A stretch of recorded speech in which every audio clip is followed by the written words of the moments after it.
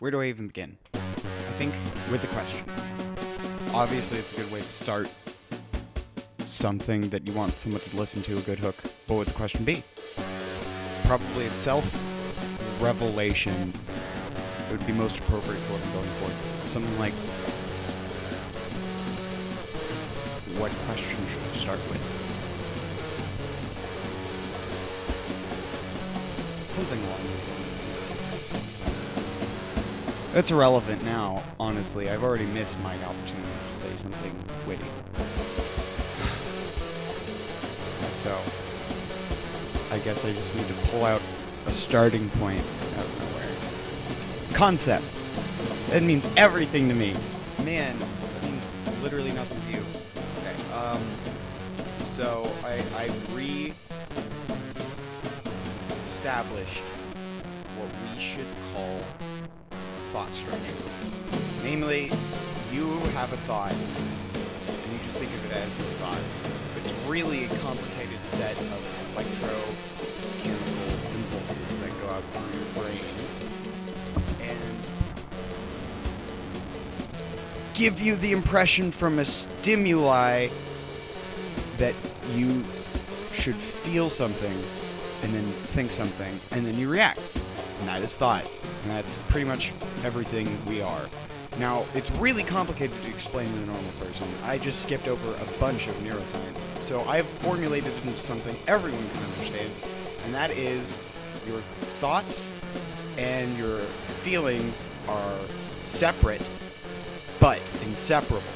See, if you know anything about Descartes, that right there is his error revised, because if you know anything about Descartes' error, you know what his error is, and you've seen that I revised it.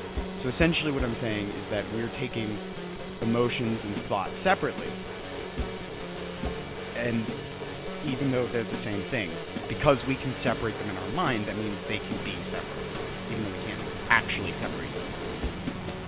The problem is then it gets really convoluted because language is a barrier.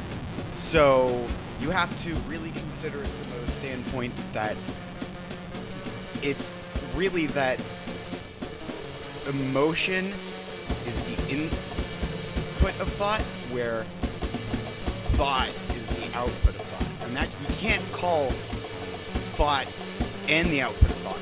That's unfair. We need to make up a new term, which I thought should be called concept. So basically what I'm saying, I mean, it's a good term. It really fits quite nicely.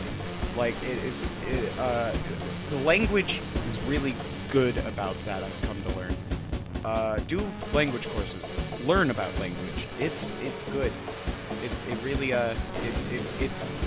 It really came from somewhere. It all has roots, all interconnected. Recently there's been a study that said that phonetically things end up the same, regardless of dialect or region. So even though languages are the same, objects often have the same phonetic meaning in all different alphabets, which means language developed independently along with our development and not as a singular cultural norm in one area.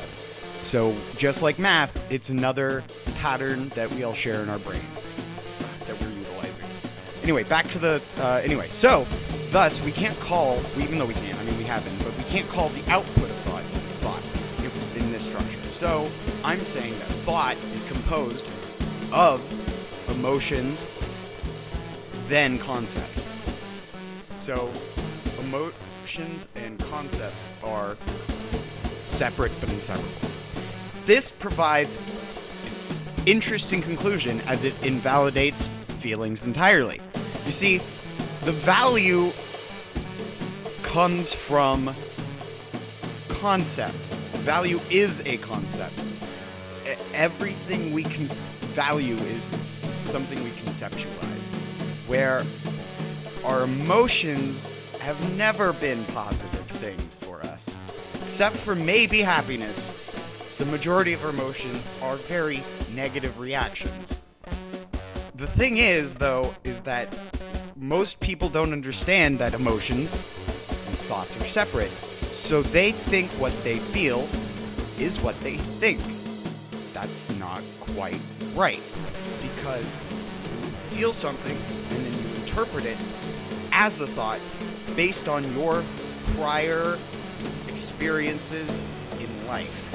And if you have not had certain experiences, you won't interpret your emotions in particular ways. So certain thoughts only come from having certain emotions. So you need emotions to have more thoughts. So emotional suppression is not good. So even though emotions are detrimental, they're necessary. So instead of giving value to emotions, we should give leniency to emotions and value to the thoughts they produce. That being said, people shouldn't run around proclaiming that their emotions are the most important thing ever. We should mutually agree, maybe, that our emotions are not that important from a standpoint of respecting the difference between positive and negative emotions, because these are just different outsets for expression, and only allowing yourself one and not the other simply is allowing yourself to be used by the world around you, as positive and negative are really concepts in themselves that are developed to sway people in a way that they would not go normally. So neutrality is a good way to stop. Alright, I've lost my train of thought. I'll go back and listen to this and pick up where I left off.